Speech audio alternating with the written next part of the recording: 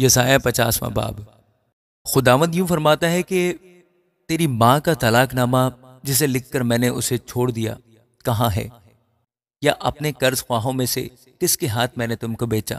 دیکھو تم اپنی شرارتوں کے سبب سے بک گئے اور تمہاری خطاؤں کے باعث تمہاری ماں کو طلاق دی گئی۔ بس کس لیے جب میں آیا تو کوئی آدمی نہ تھا، اور جب میں نے پکارا تو کوئی جواب دینے والا نہ ہوا؟ کیا میرا ہاتھ ایسا کوتاہ ہو گیا ہے کہ چھڑا نہیں سکتا؟ اور کیا مجھ میں نجات دینے کی قدرت نہیں؟ دیکھو میں اپنی ایک دھمکی سے سمندر کو سکھا دیتا ہوں اور نہروں کو صحرا کر ڈالتا ہوں۔ ان میں کی مچھلیاں پانی کے نہ ہونے سے بدبو ہو جاتی ہیں اور پیاس سے مر جاتی ہیں۔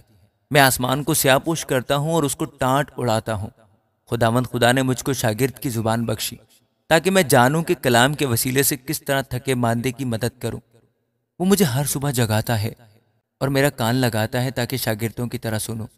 خداوند خدا نے میرے کان کھول دیے اور میں باغی اور برگشتہ نہ ہوا۔ میں نے اپنی پیٹھ پیٹنے والوں کے اور اپنی داڑھی نوچلے والوں کے حوالہ کی۔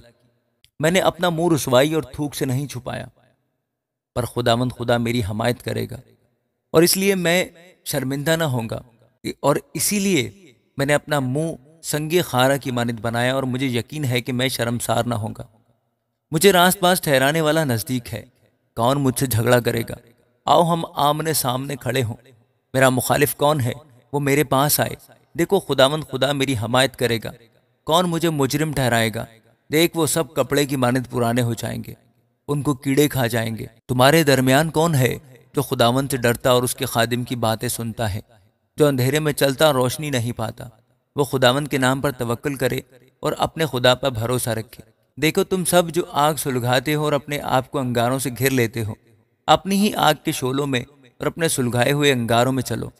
تم میرے ہاتھ سے یہی پاؤ گے، تم عذاب میں لیٹ رہو گے۔ آمین۔